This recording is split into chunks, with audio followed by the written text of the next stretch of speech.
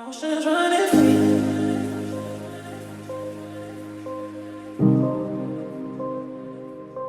Emotions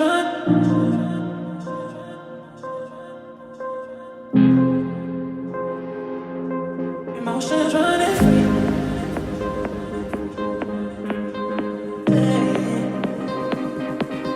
Emotions run. Some mind don't understand. Emotions running.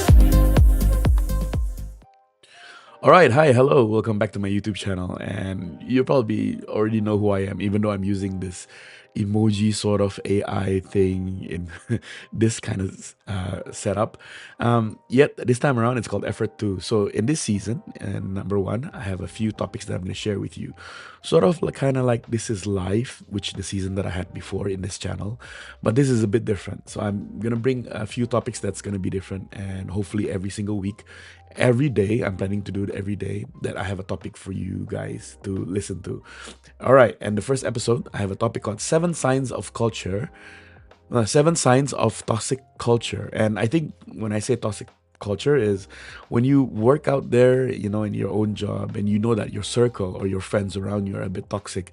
And how do I know that? And how do I actually be aware? What are the signs that I need to know that I'm really in a toxic culture? So, by the end of this video, in about 3 minutes, less than 3 minutes time, hopefully if I can make it less than 3 minutes, and I'm going to share with you what are the seven signs if you are in the right job, in the right place, or you're in a toxic culture. Here it is. Number one, always in crisis mode, meaning that everything is in a hurry. It's a fast-paced working job. Constant urgency creates unnecessary stress.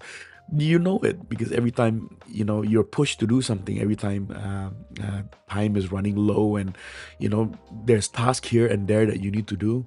I mean, those are one of the signs that that it's in crisis mode. If everything feels like an emergency, it's a sign of poor leadership. So when I say leadership, it's not about you, it's about the people above you, and you do know it. And if you've been into this kind of job situation before, where every time you go to work and there's just some things that it needs to be done urgently, and you don't know, they didn't give you a heads up, but you just need to do it. So how do I take action for this? Well, you need to assess the chaos at the beginning, and you need to plan. I think that's the key word here, because I know there's a quote out there that says, if you don't plan, you plan for failure. Number two, no goals or process. So in the meantime, when you go to work and you're at right now at your job, and they don't actually tell you, at the end, your task or your objective, or where the company vision and mission is. And that's the part where you have to be careful. And lack of direction creates frustration and wasted effort. At the same time, when people tell you to do this, to do that, but there's no objective to it, there's no clear goals. What is this for, and what's the purpose of this?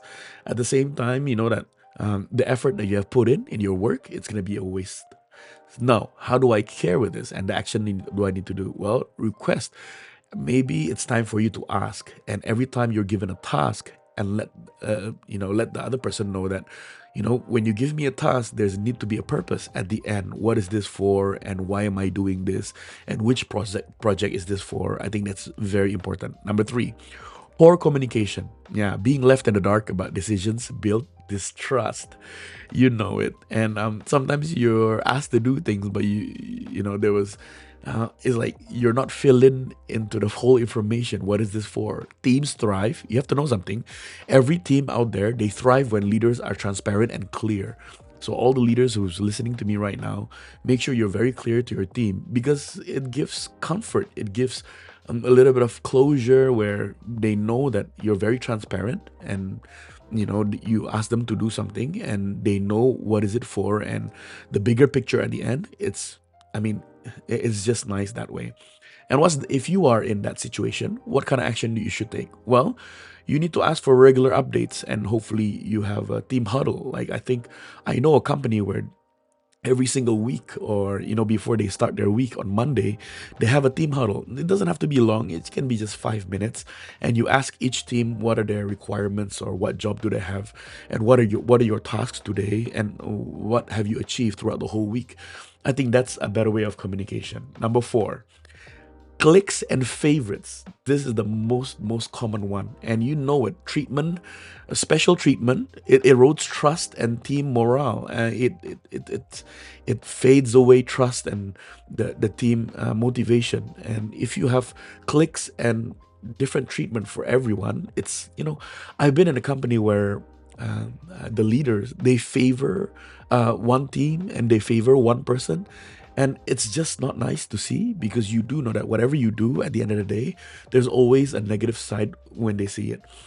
So what should you do? Well, you need to speak up and make sure you let them know that, this is a team effort and everyone is doing this at the same time. They're doing their best to clear out the whole task. And yeah, just speak up and talk. Number 5, you feel replaceable. I mean, no one in any job wants to feel replaceable. Like, no one has ever wanted to be in that position where they feel, one day I might not be here. One day in this job, I might not be working here anymore. And the feeling of undervalued leads to disengagement. And of course, I mean, I think as all leaders out there, you should be able to appraise everyone, every small things. I always say this: small things becomes bigger things in the future.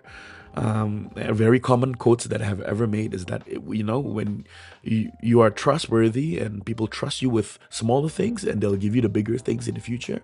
Yet at the same time, in the process, if you don't appraise them or give them appraisal or thank them, or I think, tell them how nice, how great they work in this job, particular project, I think, you know if you don't do it, it'll give them more demotivation.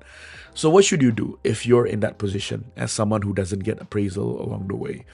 Well, there's only one thing that you can do. You have to seek organization that value and invest in their people. I know that like 5 years ago or 10 years ago, companies, they value more on the result of outcome of every project. But nowadays, going around into 2024, 25, I already see that company are right now, they're investing on their people, meaning that they're upgrading their skills. They're sending people to go to seminar. They're sending people to get great skills out there. Number 6, not support for growth. So there's no support for growth. So at the same time, when I say there's company out there that brings people to go to seminar, but there's also company out there who doesn't allow that at all. And I don't understand when I go to companies and see companies, and I train quite a lot of companies, and I do know their culture. And some company culture are, you're not allowed to go to a seminar. You're not allowed to go to get certification unless you achieve something. I don't understand that. What should I say? I don't understand that strategy in a company, because I mean, how can they achieve something if you don't equip them with the right skills? So if you're in that position, what should you do? Well, you should seek a mentor. And around that team, there must be a coach. There must be someone that you can look up to as a role model, and ask opportunities and develop your skills. One of the great mentors that I have, Anthony Robbins, that he once says that, when you see someone is doing very well, you just look at them and model their way and model how they work. Number 7, drain, not inspired. If your job feels like a burden, the environment may be very harmful. That's one of the things that you need to see as a sign. If you're going to the office and every day you're feeling very burdened, like, why are you there? Why are you doing this? Why should this be done? How come I feel very lousy? Well, this is one of the awareness that you should know. It's a sign. And exhaustion is a sign that work-life balance is lacking. I know a lot of people say work-life balance, it doesn't happen, Ricky. It's only a myth. Well, you might say it's a myth, but at the same time, if you plan your time well, you can have that work-life balance. And if you are in that position, what should you do? Well, prioritize your role that align you with your values and bring fulfillment. I always say this to every time I do one-on-one coaching with adults and also children. If the things that you do every day doesn't align to your life values, at the same time, it's no use. It's just a waste of time. So do something that's aligned with your values, and that will bring happiness to you. At the end of the day, if you want to know if you're in a toxic culture or not, wherever you are working, or you're in university or at school, well, I just want to say one thing: a toxic job or a toxic location where you are will never bring out your best self. That's it. So I know this is more than 3 minutes, but at the same time, I hope you guys enjoyed it. You got something from this little session of mine, and I'll see you in the next one. You guys take care. Peace.